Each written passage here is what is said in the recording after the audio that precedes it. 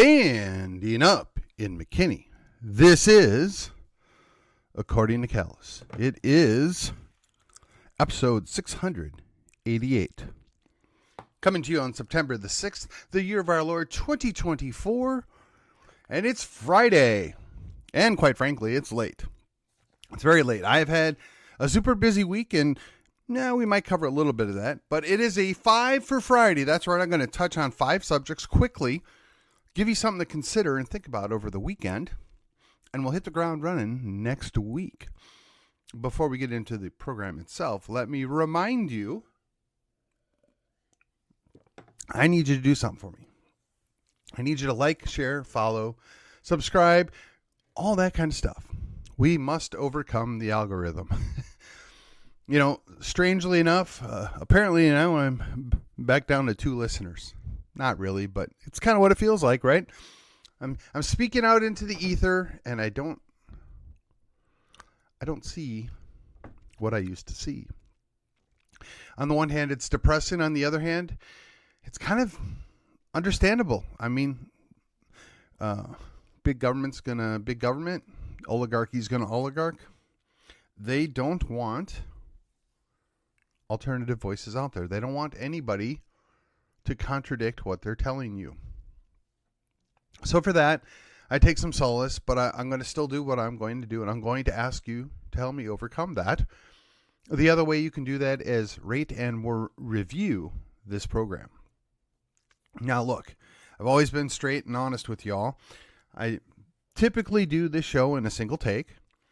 It is pretty much entirely off the cuff. That is, I don't rehearse. I don't write down everything I'm going to say. And I generally riff off of things that I've seen, heard, or thought about over the last day or two, depending on what the situation may be.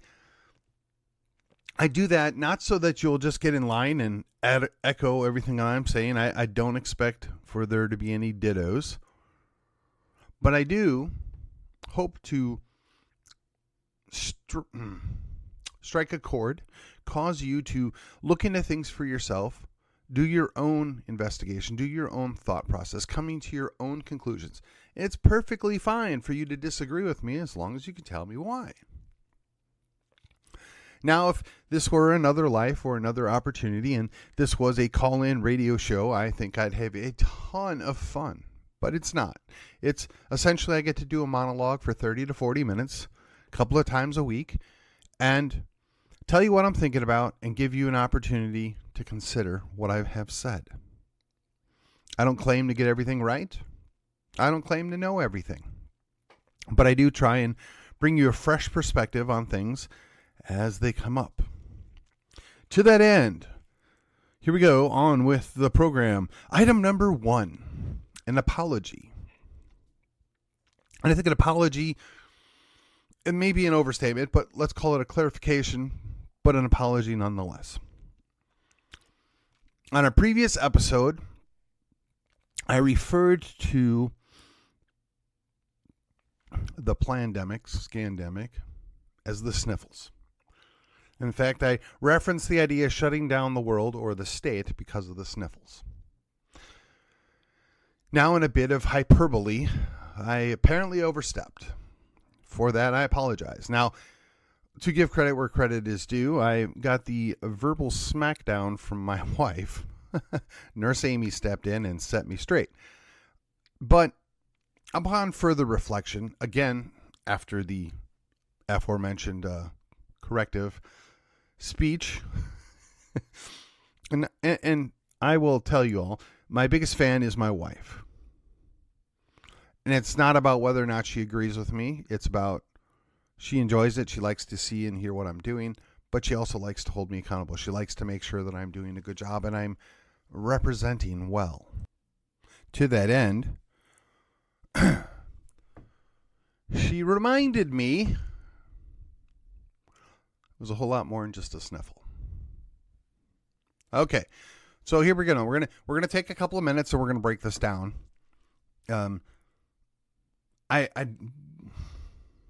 I feel obligated to do so. So let me set this straight. My opinion is what we went through in 2020 was probably nothing more than a very interesting variant of the common flu. I am not a medical doctor, nor do I have any medical training. I am not saying they were equivalent. I'm just saying that the consequences were similar. Well, what do I mean by that? As you may know, the flu kills hundreds of thousands of people every year. The flu is particularly tough, or terrible, if you will, to those that are medically impaired, to those that are vulnerable, to those that have a genetic predisposition, whatever you want to call it, or to just those that are sick with something else. I would not wish the flu on somebody that was going to face that. So, while somebody that generally doesn't get sick, or somebody that's got a very healthy immune system might be able to say, it's just the sniffles, that might be an appropriate way to reference it in a private conversation. Probably wasn't the nicest thing to say on my podcast or in a public way. Then let me do a little disclosure here. I know of several people of various ages that have suffered pretty terrible long-term consequences of that. I know of at least one person that died as a result of exposure to it. I suspect, though I can't prove it, that a number of people that I know that have had turbo cancer of some sort or another, some of which have ultimately died from it. I can't say for certain if it was from the treatment offered by the government or if it was the disease itself. I don't know. It may be a combination of the both. But in either case, those are real situations with real people. And while I was in a bit of a rant, I was not keeping that in mind. Now, I'm not certain that any of the people that I know personally that were affected by this or know their families ever listen to my show. So I will say that I'm not necessarily motivated for that purpose, but I am motivated for one reason alone. My wife reminded me that, one man's sniffles is another man's death. And that's fair. So I apologize for overstepping. I apologize for oversimplifying. And I guess for being a little crass. I do hold down the theory, and I will hold fast to this, that we shouldn't have shut down the whole state. We shouldn't have shut down the whole country, and we shouldn't have shut down the whole world for what was, we'll call, for layman's terms, my terms, a bad case of the flu, which is nothing to be trifled with if you are sensitive to that. But for the general population, it's just something that can be dealt with. So there you go. That's the first time in a long time that I recall having to issue an apology or put out a corrective statement. All right, so that was item number one. Item number two, medicine in general. Why do I bring this up? Well,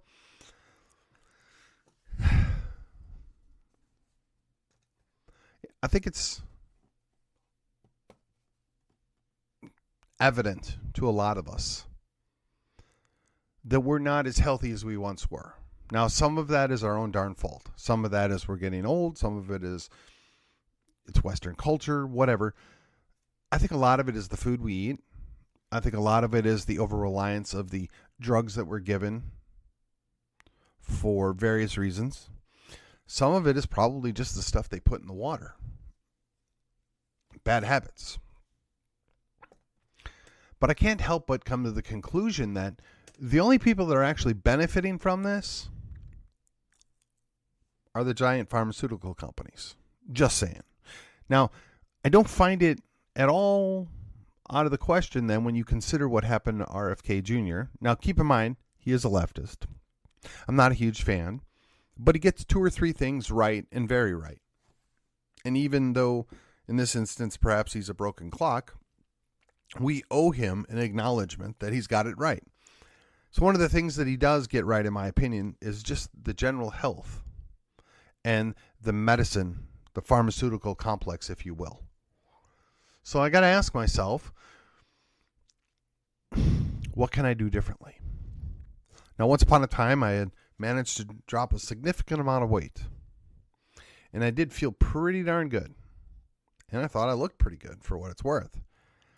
Unfortunately, the last 4 or 5 months have been rather topsy-turvy, and I've been very undisciplined. And the majority of what I had lost has returned. And quite frankly, it's literally and figuratively weighing on me. So I'm at a crossroads. How do I fix this? What do I do? And everybody and their brother has an answer for you, including the pharmaceutical company. Well, if you'll just take this drug, you might just lose some weight, or you might do this, or you might do that. And I got to ask myself, is that what I want to do? Is that a better idea? No, I suspect it's not. I suspect I just need to get redisciplined into what I was doing before. I suspect I need to probably listen to Nurse Amy, and I'll be in a much better position. But I bring this to your attention, dear listener, because I'm guessing I'm not the only one. I suspect that we all have various things that, slow us down. Little tweaks in the back, creaks in the neck, maybe a knee that's not happy with us. It slows us down, and we just don't take care of ourselves like we could and should. Now, I remember as a kid, and look, this is nothing new. This has been talked about for quite a few years now. But I remember as a kid, I really only knew 2 other guys that I would have classified as overweight. Now, what's interesting is by the time we got to high school, they thinned out quite a bit proportionally. And, when I got post-high school and actually post-Navy, my bad habits caught up with me. I think they one of the terms is skinny fat, right? You got the big old belly, skinny legs, skinny arms. I'm not a skinny guy, but just weird. It's weird. And I wonder what's at play here.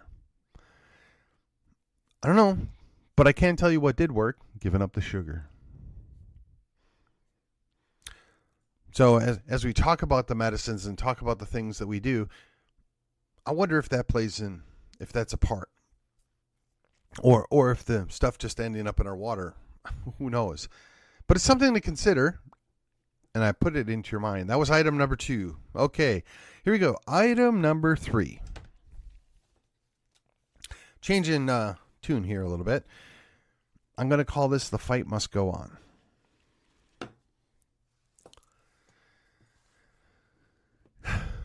Now, I don't want to be a downer. It's Friday. It's supposed to be more or less happy. But I started off with an apology, a lament on the medical world that we live in. So let's transition it just briefly to something that affects all of us. There's a whole lot of crazy going on in the world. We can pretend we're not being invaded. Australia's pretending they're not being invaded. And heck, most of Europe's turning a blind eye. But I suspect that invasion is being perpetuated, or perpetrated if you prefer, by our so-called betters, by the powers that be. Now, if you're in Europe, namely England, and you gave up your right to self-defense, in fact, a good number of those people over in England poo-poo the fact that we feel so strongly about our right to self-defense. I wonder how that's working out for them now. Do you even feel safe going to the store if you're in England anymore? If you're in London, do you feel like you can leave the house by yourself and go anywhere anymore? Now, I know for years we've talked about, Chicago, Detroit, DC, maybe Miami, Los Angeles, San Francisco. These are places that you don't want to wander alone. They're just bad places. Now, maybe Austin joins it. I don't know. But even there, the muggings, the killings, seem to be limited to just the bad actors. You don't get a lot of tourists involved in that for whatever reason. Same can't be said in England or in the rest of Europe for that matter. But the fight must go on.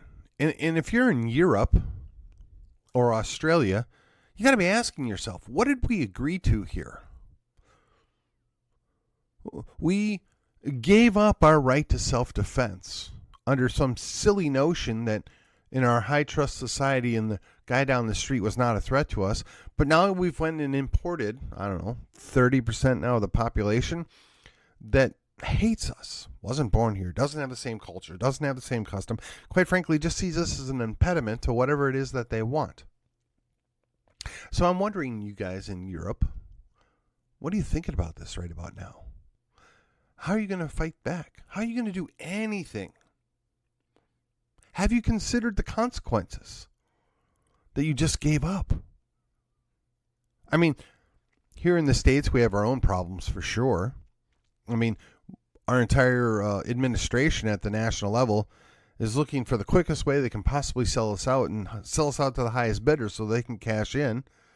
And they're probably going to flee somewhere away from the dead zone that is going to envelop most of the United States at some point in the future. I mean, yeah, that's kind of blackpilling it, but I don't know how else to read what's going on. But the one thing I'm certain of, we didn't give up our right to self-defense.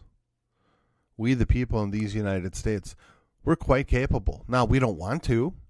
We like being fat, dumb, and happy, enjoying our Netflix and sofas and eating pizza. Until you come and mess with my kid. Come mess with the dog. You invade my house. Then things get messy.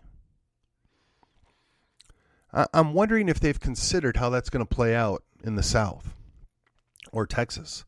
Now, I'm not completely unaware that there's a whole lot of weird stuff going on in the background. Some of it's a little woo-woo, right? A little conspiracy theory-ish. But I can't account for what's going on and why it's going on. But I can tell you, I'm not about to roll over. I'm not about to just give up. I don't expect you to either. Now, what and how you respond and behave, that's up to you. You got to figure out what works best for you. And then we've talked about this before. There's no surprise here. But it looks like that tick-tock is getting a whole lot closer to midnight every day that goes by. Now, maybe we dodged a bullet since they've decided to push out the sentencing for the Donald until after the election. That's going to be really weird. I'm going to arrest and put in prison a sitting president. How are you going to do that? How's that going to work? I don't know. Something tells me that's going to be overturned or thrown out before then, but just a guess. All right. Item number 4. We're going to go with silent churches. Again, nothing new here, right? We've talked about this before. The reason why I bring this up is all this stuff is going on. We're seeing this all play out. And rather than the churches who berated us, meaning we the people, to obey government, recognize Romans 13 is what dictates everything and you shouldn't question anything and just obey. Never mind that the church is supposed to be open and ministering to people. No, we're going to shut down because government told us to.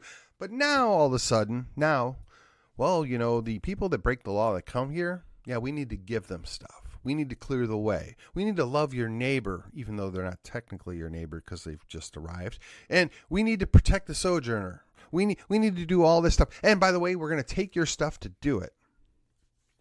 So the church is silent on all the things that might actually protect Christian Western culture. The church doesn't want to do anything to protect itself, But suddenly, it's all for upending Western culture. It's all for upending Christianity. It's all for defending the bad behavior of our leaders. So now what happened here? Interestingly enough, there's a book out.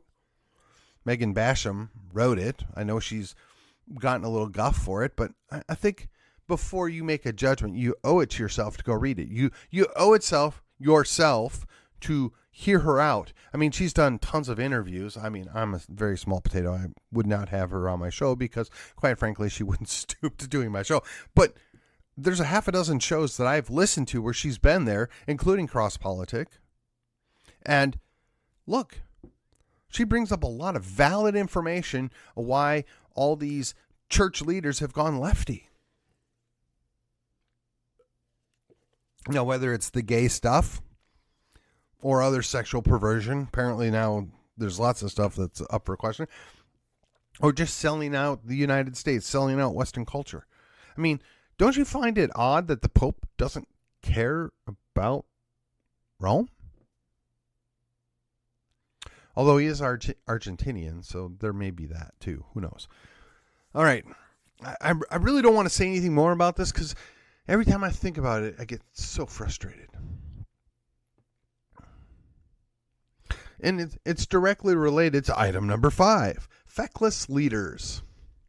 Right? See, I believe in these United States, we've been trained to be followers. We're all for liberty and independence, but we really want to be led. We really appreciate being told what to do. Now, I will tell you, as an employee, I look at it as being a member of the military, right? I get my orders from the guy up the food chain from me. I do what he tells me to do, and I do it to the best of my ability and do it cheerfully, and I expect to be rewarded with a pat on the back and a paycheck. I suspect that a whole lot of us do that with everything, right?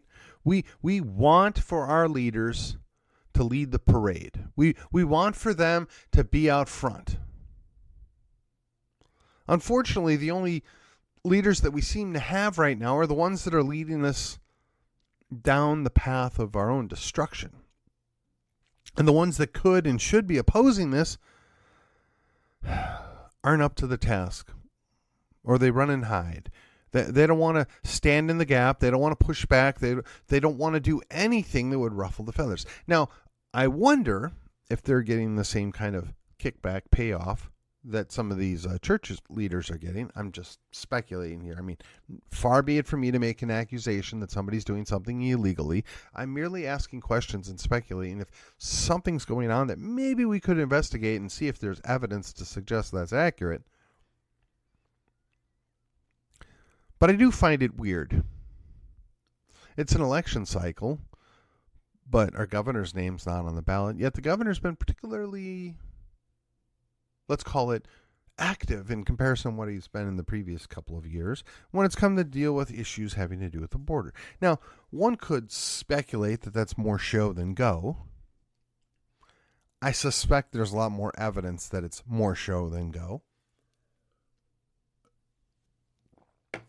And there's a whole lot of things that could have happened in the last legislative session that really didn't. But don't you worry. It's come to my attention that one of the primary things that we're going to get here is we're going to get that casino gambling, whether you want it or not, because, hey, there's money to be had. And you might pay just a little bit less. Never mind all the expenses that are involved with having a casino. Never mind all the consequences of having a casino. I mean, think about it. Outside of downtown Vegas, is it really a nice area? Do people want to live there other than the Strip? And is that really what we're going to end up with? I mean, they're calling it a destination resort. And I've got to be honest, the notion of a destination resort sounds very appealing. I mean, and I'm open-minded about this. I don't hate gambling. Well, it's, quote unquote a sinful thing, or there's there's a legal word I want to use. I can't think of it right now, but it's the equivalent of, smoking or drinking, right? A lot of us have moral issues with it. A vice. There we go, a vice. But it is also potentially neutral to a lot of people. Not everybody, not all the time, but to a lot of people, they can enjoy it and enjoy it responsibly, just like having a drink. So I ask you, why is this suddenly a priority? Why is it that the former governor's gotten involved in this? Why is it some of our local leaders are super excited about this? What's in it for them? I mean, that is the appropriate question, right? What are they getting out of this? Why are they willing to stake their political future on this? Why are they ignoring the very people that help elect them if there's no money involved? If there's not a little something for them on the back end here? Now, I'm sure it's all perfectly legal. I'm sure it will be all above board. Far be it for me to accuse anybody of doing anything inappropriate. I'm not. Because I'm sure they'll follow the letter of the law, all the while trampling on the spirit of the law, but they'll follow the letter of the law. It will all be done perfectly legally, and if not, they'll find a judge to say it is. But let me ask you, who in Texas is asking for this? Who really wants this? I mean, I'm sure there's somebody that does. And again, on principle, I don't think it's the end of the world. I'm not even adamantly opposed to, quote unquote, a destination resort that has gambling. But I do wonder, where are you going to put it? Who's going to make that decision? Who's going to see the massive payout when they sell their property? But better yet, I have two questions. One, where are you going to get the water for this operation? I mean, this is Texas. Water's kind of a problem.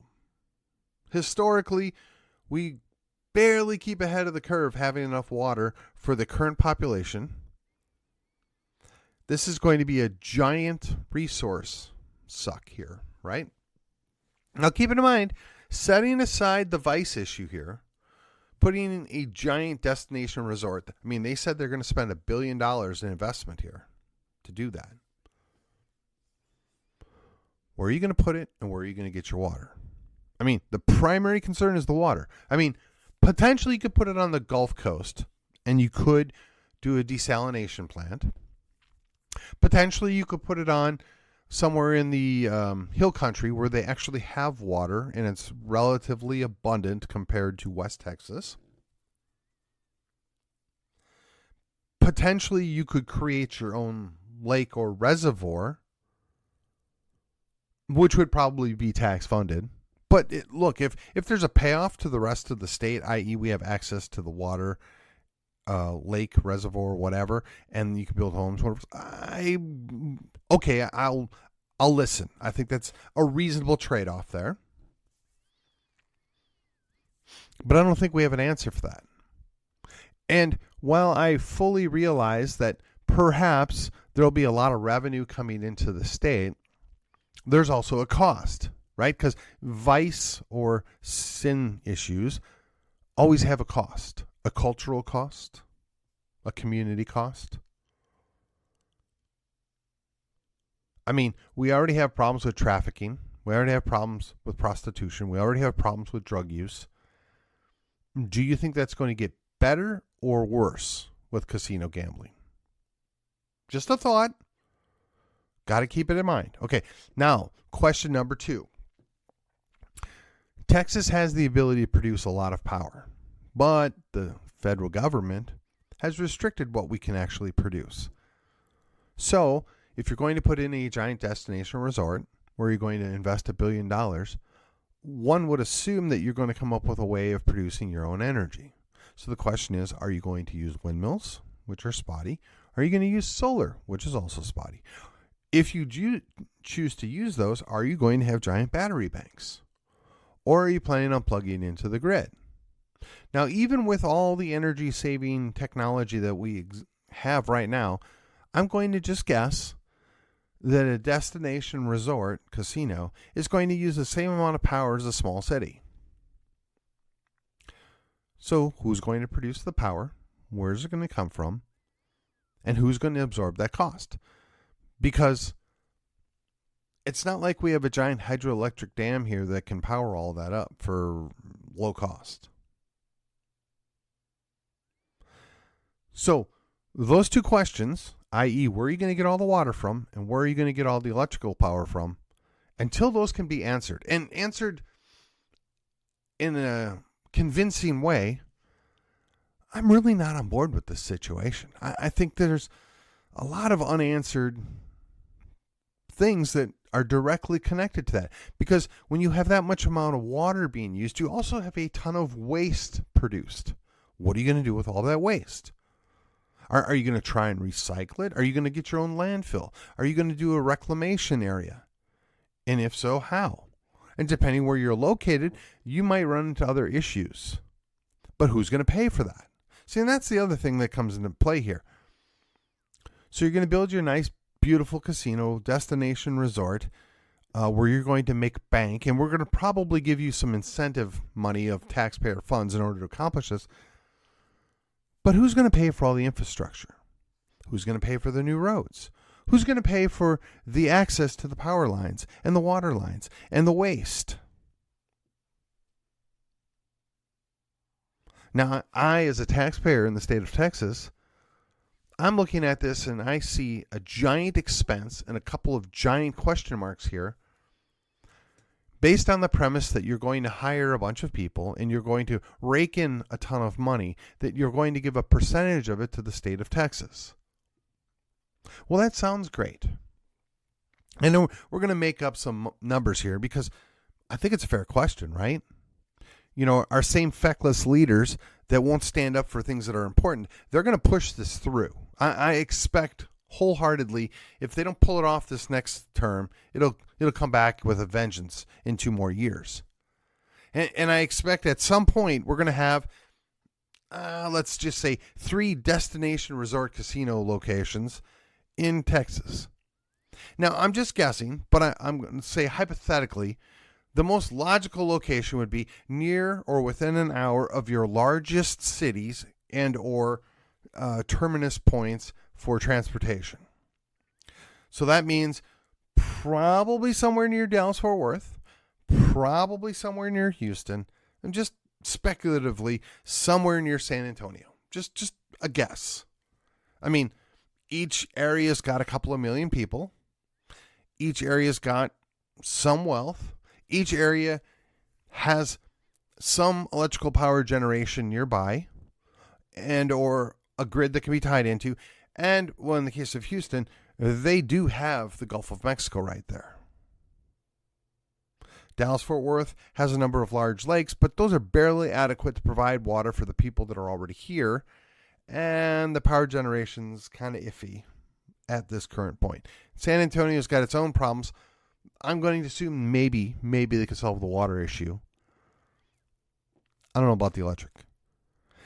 But before I would ever be okay or sold on the concept of putting in a destination resort casino, whereupon the taxpayers of Texas are going to probably be on the hook for near $1 billion as well, I'd like to know how they're going to solve them and what that cost is going to be. Never mind the rest of the infrastructure, the roads, the access, and all that other stuff. I just want to know about power generation and water availability. And until they can answer those questions, setting aside the vice problem, right? We're not even going to discuss the vice problem. Just looking at those 2 things purely objectively, until they have a good solid answer, I really don't think we need to have this discussion. Now, I have no doubt there'll be some creative solution that's going to flood a portion of the state or whatever, or they're going to create something else and some fund, and we're going to magically find this one, or perhaps they're going to burn up the rainy day fund. Who knows? Based on the premise that we're going to put a casino in and it's going to lower our property taxes. But let me just ask you, how'd that work out for the lottery? Did the schools get cheaper? Did we offset the cost to run the school districts with the lottery money? Because if the answer is no, I'm really not buying it. Don't be fooled. These people don't work for us. They've made that clear. They're not interested in what we want, as in what we, the people, want. They're interested in how do they get their next elected office and how do they get more money. That's where they act. So even though technically this is supposed to be part of the Feckless leaders, I guess technically this might be item number 6. Oh boy, excuse me. Item number 6. Though I'm not going to go that. I'm still sticking with 5 for Friday. We're lumping this all under the Feckless leaders. Because if it were me and I were a leader and I worked in the Texas legislature, those would be the 2 questions I would be asking. I would be quick to point out to the destination resort casino people, whether or not I support the idea of gambling, whether or not I think this is good for Texas. 2 questions. Where are we going to get the power to run this city? And where are we going to get the water to feed this city? And until you can come up with a very good comprehensive plan that's not going to soak my taxpayers in my state of Texas, we got nothing more to talk about.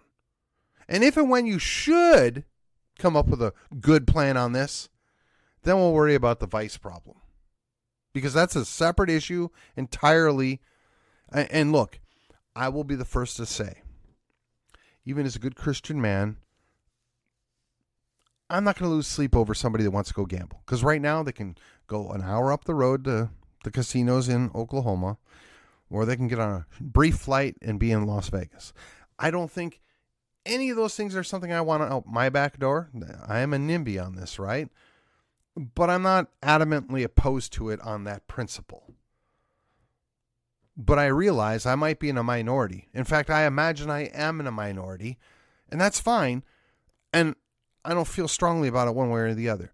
But to me, in Texas, the 2 biggest problems we have are enough electrical power and enough water. And I just don't see the wisdom or the trade-off that we win by putting in a destination resort casino that is essentially a small city. For what? For what? In any case, this might get my show banned, who knows. But this has been According to Callus. This is the 5 for Friday. I want you all to enjoy your weekend. Consider what I've said. And I sure would appreciate the feedback. Hey, you know what? You can text me. You can email me. You can call me. Whatever you'd like. And, oh, by the way, I'm at the social medias that I've mentioned before. I'm on Facebook. I have a group and a page there. I am a pro at Gab. I still drop in at MeWe. I would value your response and your input. And with that, I will see you on the other side. For all your Texas fashion tees, it's TexianPride.com. Whether you're out honky-tonkin' in Austin, bucking Broncos in Fort Worth, or strolling the San Antonio Riverwalk, Texian Pride is here for you. Support a Texan-owned business and show off your love for Texas with style. Visit TexianPride.com for your next fashionable Texas tee.